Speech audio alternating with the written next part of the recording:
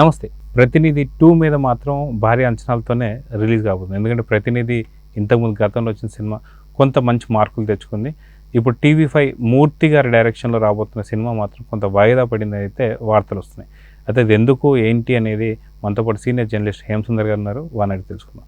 Sir నమస్తే. నమస్తే అండి. సో 'ప్రతినిధి 2' మీద మాత్రం కొంత ఎక్స్పెక్టేషన్స్ అయితే ఉన్నాయి. ఎందుకంటే రానుంది ఎలక్షన్ ఇయర్ కాబట్టి, ఇదంతా ఇంకొక 20 రోజుల్లోనే ఎలక్షన్ జరగబోతుంది కాబట్టి ఇచ్చిన ప్రోమోలో మాత్రం ఒక మంచి మెసేజ్ అయితే ఇచ్చారు.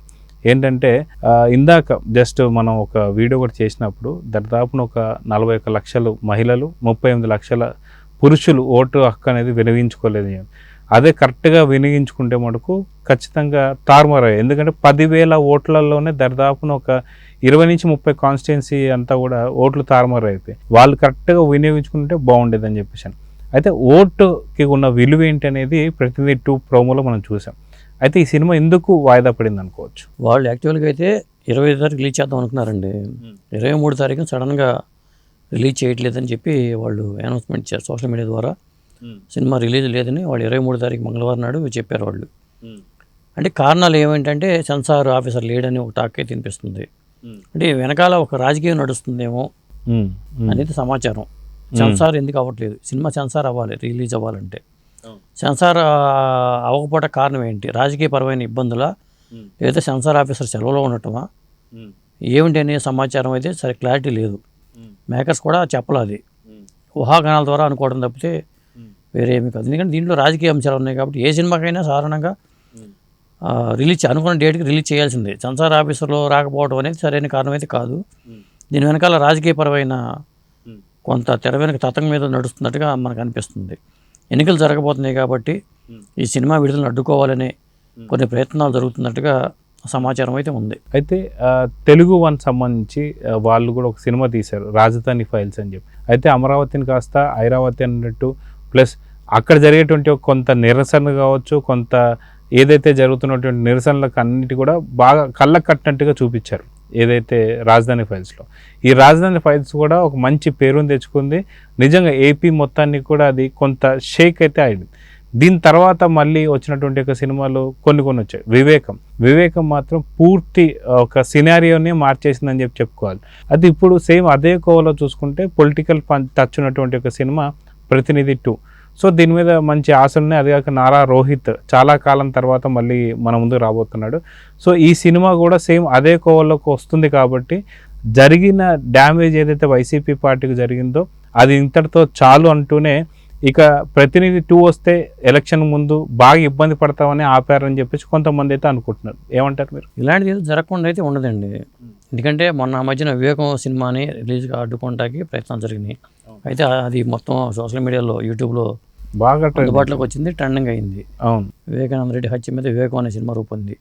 అంతకుముందు 'రాజధాని ఫైల్స్' మీరు అన్నది, అంతకుముందు 'వ్యూహము', 'శబదము', 'యాత్ర 2' ఇలా రాజకీయపరమైన సినిమాలు వచ్చినాయి. అంటే ఈ వరవడి కూడా పెరిగిపోయింది. అందులో భాగంగానే ఈ సినిమా కూడా మమ్మల్ని ఉద్దేశించే తీశారు అని వైసీపీ వాళ్ళు భావించారనేది సమాచారం.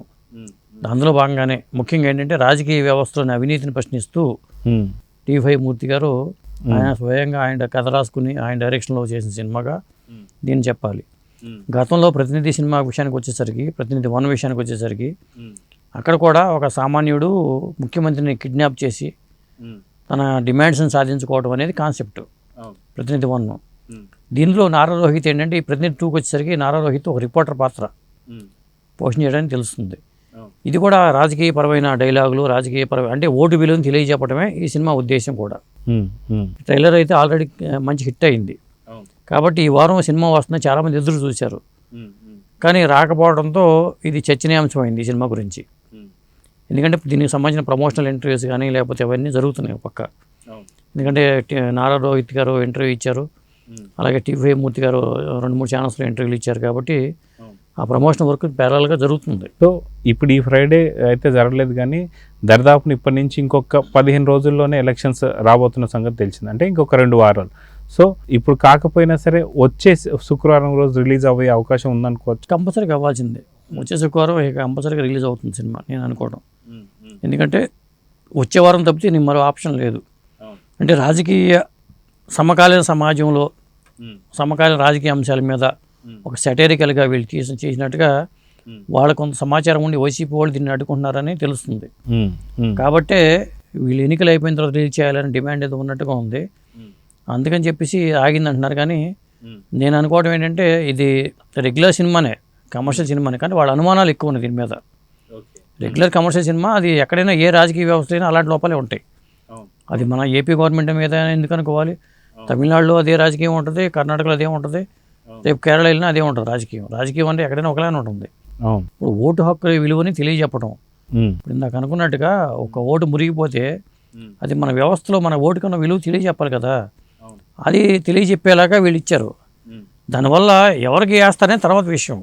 నీ ఓటు హక్కు వినియోగించుకోరా నాయన అని సామాన్యుడికి తెలియజెప్పడం అనేది మంచి పద్ధతే కదా. అది నువ్వు ఎవరికైనా వేయి, కానీ నీ ఓటు సద్వినియోగం కావాలి అనే సందేశాన్ని ఇచ్చినట్టుగా చెప్తున్నారు ఈ సినిమా ద్వారా. అయితే ఈ సినిమాకి సంబంధించి చూసుకుంటే మనం ఒక పొలిటీషియన్ కూర్చోబెట్టి ఒక ఇంటర్వ్యూ చేస్తున్న టైంలో ఇప్పటికీ ఎన్ని కోట్ల అప్పు ఉంటుంది అన్నప్పుడు ఒక 5 లక్షలు, దీన్ని ఎలా తీరుస్తారు అంటే అభివృద్ధి వస్తే అంత పెద్ద విషయం కాదు, టప్పున అయిపోతుందని. మరి అభివృద్ధి ఎక్కడ అనే క్వశ్చన్ ఒకటి కావచ్చు. సో అసలు ప్రజలు ఎందుకని ఇంకా వెనకబడి ఉన్నారు, అసలు మీ ఆస్తి ఇంతకుముందు ఎలక్షన్స్ అంటే ఏదైతే పొలిటికల్గా ఎంట్రీ కాకముందు మీది ఎంత, పొలిటికల్ ఎంట్రీ ఇచ్చిన తర్వాత మీ ఎంట్రీ, సో ఇదంతా చూస్తే ఇప్పుడు వ్యక్తి ఇది ఏమవుతుందంటే ప్రభుత్వం ఆస్తి ఏమో డబ్బులు తరిగిపోతుంది, ప్రభుత్వం అప్పుల్లో మునిగిపోతుంది, రాజకీయ నాయకుల ఆస్తులేమో పెరిగిపోతుంది. అవును, ఈ వ్యవస్థ అలా ఉంది. దీన్ని ఇంకా చూపించి ఉంటే, అసలు ప్రతినిధులు చూపించాలో తెలియదు, కానీ చూపించి ఉంటే మాత్రం అది హ్యాట్స్ ఆఫ్ చెప్పాలండి. సో మొత్తానికి ప్రతినిధి 2 పైన ఎక్స్పెక్టేషన్స్ ఏపీ ప్రజలకి ఉందా? ఎందుకంటే ఇప్పుడు సినిమాకి ప్లస్ అని చెప్పాలి. ఈ సినిమా ఆగిపోవడం మీద చర్చించుకుంటున్నారు కాబట్టి అందరూ సినిమాని ఆపేశారట. ఇది వరకు మాదాల రంగారావు గారు విప్లవ శంకర్ సినిమా ఆ సెన్సార్ నుంచి బయటపడటానికి బోల్డ్ టైం పట్టింది. ఇలా ఆయన ఏ సినిమా తీసినా, అప్పుడు కమ్యూనిస్టుల ప్రభావం ఎక్కువ ఉండేది కాబట్టి ఆయన ఏ సినిమా తీసినా సెన్సార్ వాళ్ళ దగ్గర ఇబ్బందులు వచ్చేవి. ఆ తరహాలోనే ఇప్పుడు ఈ సినిమాని అలాంటి విప్లవాత్మక సినిమా కాకపోయినా కానీ అడ్డుకునే ప్రయత్నం చేస్తున్నారు. జనరల్గా ఏంటంటే అలా అడ్డుకోకూడదు, సెన్సార్ ఇచ్చుకోవాలి, కట్టింగ్స్ ఉంటే చెప్పాలి.